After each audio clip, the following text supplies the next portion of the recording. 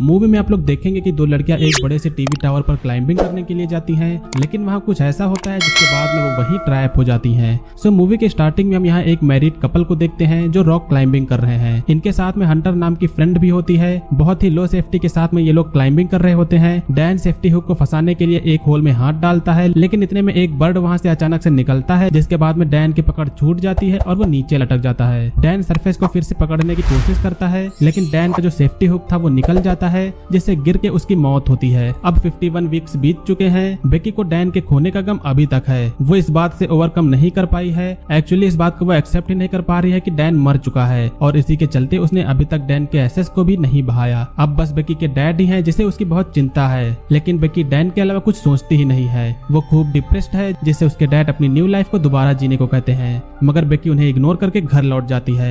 घर जाने के बाद में वो फिर से डैन को कॉल करती है, और अब जब कोई जवाब नहीं मिलता तो वो अब सुसाइड करने का ट्राई करती है। लेकिन इसी बीच अब उसकी फ्रेंड हंटर का कॉल आ जाता है। हंटर उससे लगभग 1 साल बाद मिल रही है। हंटर से मिलकर बेकी खुश होती है। काफी लंबे समय से ब्रेक के बाद हंटर बेकी के साथ फिर से एडवेंचर पर चलने के लिए इनवाइट करती है। वो एक बंद पड़े B67 टावर की फोटो दिखाती है और कहती है कि हम लोग इस पर क्लाइंबिंग करने वाले हैं, इससे हमारी ओल्ड यादें ताजा हो जाएंगी। बेकी को डैन का गम अभी भी होता है, तो वो हंटर के साथ में जाने के लिए मना करती है। मगर अब ये रात बीतने के बाद में अगला दिन होता है, तो बेकी कुछ ऐसा सोचती है जिसके बाद में वो हंटर के साथ में क्लाइंबिंग पर जाने के लिए रेडी हो जाती है। एक्चुअली वो ये सोचती है कि वो क्लाइंबिंग करने के लिए जाएगी और वहां पर वो डैन की एसेस को भी छोड़ देगी। दोनों लोग अब कार से उस टावर की ओर निकल जाते हैं। काफी लंबे सफर से चलने के बाद में जब शाम हो जाती है तो वो एक मोटल में आज रात के लिए रुकते हैं। वहां की वेट्रेस से पूछने पर पता चलता है कि B67 टावर जस्ट उनके सामने ही है। अब इस रात जब बेकी सो रही होती है तो उसे एक नाइटमेयर आता है, लेकिन वो इसे इग्नोर करके अपनी डेस्टिनेशन पर जाने के लिए रेडी हो जाती है।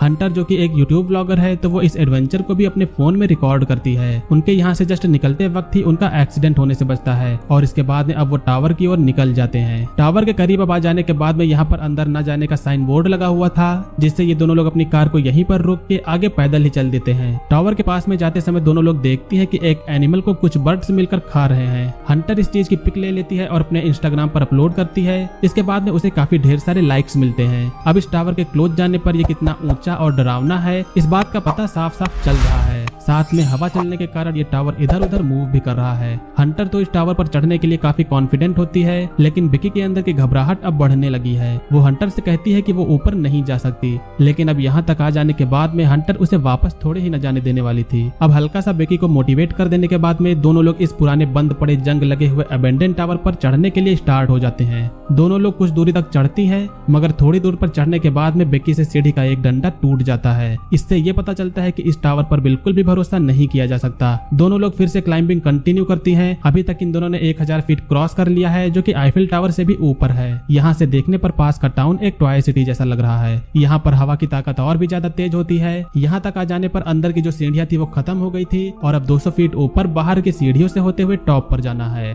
बेकी तो बहुत ही डरी हुई है, लेकिन उसी के अपोजिट हंटर तो बहुत ही मजे में और भी ऊपर जाना चाहती है। हिम्मत करके बेकी भी ऊपर चढ़ने लगती है। सुनने में तो बहुत ही आसान लग रहा है कि बस सीढ़ियों पर चढ़ना ही तो है, लेकिन एक बार भी अगर नीचे की ओर देख लिया तो ये किसी नाइटमेयर से कम नहीं है। ये टावर इतना पुराना है कि इसके कई सारे नट बोल्ट्स भी ढीले पड़ चुके हैं। अब इनको ऊपर जाते वक्त बीच में इनको एंटीना को क्रॉस करते हुए जाना है। दोनों लोग इस चैलेंज को भी किसी तरह पार कर लेते हैं। अब जब ये दोनों अपनी मंजिल के बेहद ही करीब होते हैं, तो पहुंचने से पहले हंटर मस्ती करते हुए सीढ़ी को हिलाने लगती है। हंटर ये फन के लिए करती है, लेकिन इसी दौरान एक नट बोल्ट निकलकर गिर जाता है। हंटर अब ऊपर पहुंच चुकी है, बेकी भी पहुंचने वाली है, लेकिन उसके सीढ़ियों पर जाते समय जो एक बचा हुआ नट बोल्ट था वो भी गिर जाता है। इस बात का इन दोनों को पता नहीं चलता है। बस वो अपनी मंजिल पर पहुंचने की खुशी में सेलिब्रेट कर रही होती हैं। यहाँ तक पहुंचने के बाद बेकी का भी डर अब खत्म हो चुका था। ये जगह काफी ऊंची होती है और अपने ब्लॉग के लिए हंटर ड्रोन से भी कई सारे शॉट्स लेती है, लेकिन हद तो तब पार होती है जब वो इस ब्लॉग को और भी रिस्की बनाने के लिए बिना सेफ्टी के नीचे लटक के वीडियो शॉट्स लेती है। हंटर जब ऐसा कर लेती है तो वो बाद में बेकी को भी ऐसा करने को कहती है। शायद बेकी पहले सुसाइड करने वाली थी, तो वो अपनी जान को अहमियत न देते हुए जैसा हंटर कहती है वो वैसा ही करती है। बेकी अपने साथ में डैन की जो एसेस लाई थी वो उसे यहीं पर सर्व कर देती है। अब कुछ देर हो जाने के बाद में अब इनका जब यहाँ पर काम पूरा हो जाता है तो ये दोनों यहाँ से निकलने वाली होती हैं, लेकिन किसी ऊंचाई जगह पर चढ़ने से ज्यादा उतरने में डर होता है। बेकी जैसे ही नीचे सीढ़ी पर अपना पैर रखती है तो सीढ़ी में नट बोल्ट न लगे होने के कारण वो अपने बेस में से निकल जाती है, जिससे बेकी अपने सेफ्टी रोप के सहारे नीचे लटक जाती है। हंटर भी बाल बाल नीचे गिरते हुए बची थी,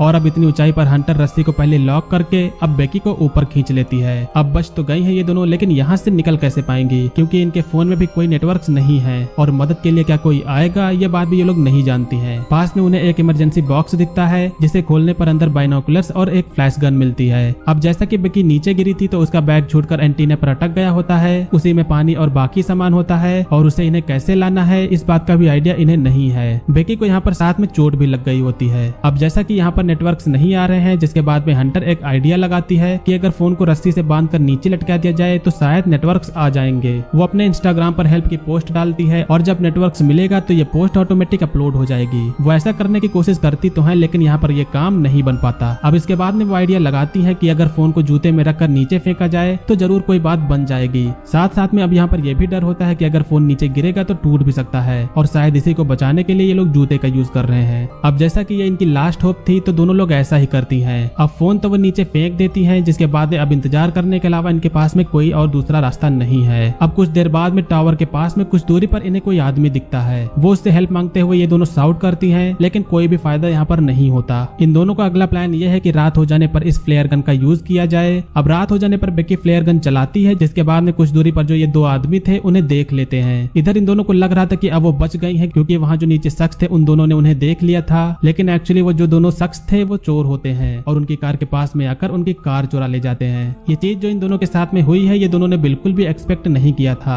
अब किसी तरह ये दोनों ये रात गुजार लेते हैं और अब अगला दिन होता है। इन्हें भूख और प्यास भी लगने लगी है, जिसके बाद में हंटर अब नीचे जाके बैग को लाने का डिसाइड करती है। अपनी जान को रिस्क में डालकर वो इतनी ऊंचाई पर लटकते हुए बैग को लाने की कोशिश करती है, लेकिन सेफ्टी रोप छोटी थी, जिसके बाद में हंटर रोप खोल के फिर एंटीना पर छलांग मारती है। अब एंटीना पर आ जाने के बाद में उसे बैग मिल जाता है। बैग में से वो पहले सेल्फी स्टिक निकालती है और इस स्टिक के जरिए पहले वो बैग को रोप में टांग देती है। रोप को ऐसे ही पकड़ पाना मुश्किल था, इसलिए हंटर रोप को कूद कर पकड़ने का डिसाइड करती है। तेजी से कूदने के बाद हंटर फिर रोप पकड़ लेती है और वो फिर रोप के सहारे ऊपर जाने लगती है। अब अचानक से हंटर की पकड़ यहाँ पर छूटती है और वो नीचे गिरने लगती है। बेकी को लगता है कि शायद हंटर नीचे गिर गई, लेकिन उसने रस्सी पकड़ ली थी। उसके सिर्फ हाथ छिले थे और बाद में बेकी हंटर को ऊपर खींचने लगती है। ऊपर आने के बाद में बेकी बैग से पानी निकालकर पीती है। इसके बाद में वो एक पेपर निकालकर उस पर एक हेल्प नोट लिखती है और इसे ड्रोन पर लगाकर नीचे भेज देती है। वो ड्रोन को कुछ दूर उड़ाती है, लेकिन ड्रोन में लो बैटरी होने के कारण ड्रोन को वापस लाना पड़ता है। अब ये दिन भी बीत जाता है और रात हो जाती है। आज की रात बेकी के लिए बेहद ही डरावनी है। उसे कई नाइटमेयर्स आते हैं, लेकिन ऊपर की फ्लैश लाइट को देखते वक्त बेकी को कुछ आइडिया आता है। अब जब सुबह हो जाती है तो हंटर बेकी को मोटिवेट करके वहाँ जो लाइट लगी हुई थी ऊपर चढ़ के वहाँ पर ड्रोन को चार्ज करने को कहती है। बेकी पूरी हिम्मत और मेहनत करके टावर के ऊपर जाने का ट्राई करती है। अब जब वो ऊपर चढ़ रही होती है तो यहाँ से नीचे की ओर देख पाना हर किसी के बस की बात नहीं है। बेकी के ऊपर पहुंच जाने के बाद में वो ऊपर की लगी हुई लाइट को खोलती है और उसमें ड्रोन का चार्जर लगाकर चार्ज करने की कोशिश करती है, मगर चार्जर सॉकेट से छोटा पड़ रहा था, जिससे बेकी उसमें अपनी रिंग डाल देती है और बाद में अब ड्रोन चार्ज होने लगता है। ड्रोन के चार्ज होते वक्त कुछ समय लगने वाला था।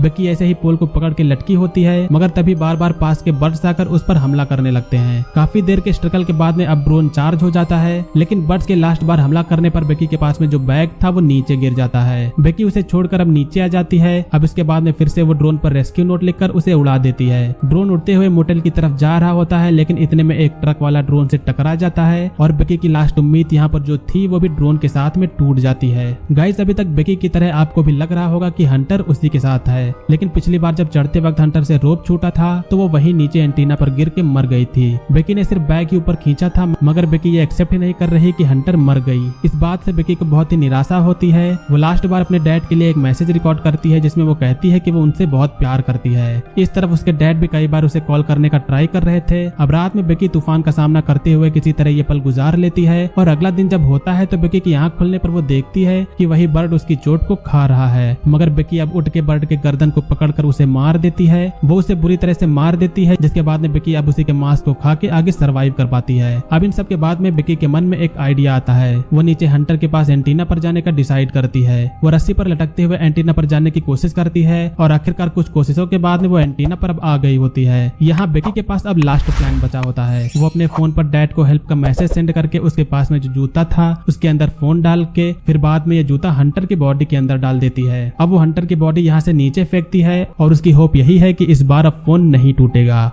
और ऐसा होता भी है। हम देखते हैं कि बिकी के डैड टावर वाले स्पॉट पर पहुंच गए हैं। यहाँ पर कई सारे पुलिस भी हैं। बिकी के डैड को पहले लगता है कि शायद सामने वाली डेड बॉडी बिकी की ही है, लेकिन बिकी दूसरी ओर एकदम सही सलामत होती है। दोनों लोग एक दूसरे से मिलकर बेहद खुश होते हैं। बिकी लास्ट में सिर्फ बचती है और इसी के साथ में इस मूवी का यहाँ पर एंड होता है। सो दोस्तों, ये थी 2022 में हाल ही में रिलीज हुई फॉल मूवी का एक्सप्लेनेशन। उम्मीद करता हूँ कि आप लोगों ने इस मूवी के एक्सप्लेनेशन को एंजॉय किया होगा। मूवी का एक्सप्लेनेशन आपको पसंद आया तो वीडियो को लाइक करिएगा। चैनल पर अगर आप लोग नए हो तो सब्सक्राइब करिएगा। आज की वीडियो के लिए बस इतना ही, मिलेंगे अगली वीडियो में। तब तक के लिए बाय, जय हिंद, वंदे मातरम।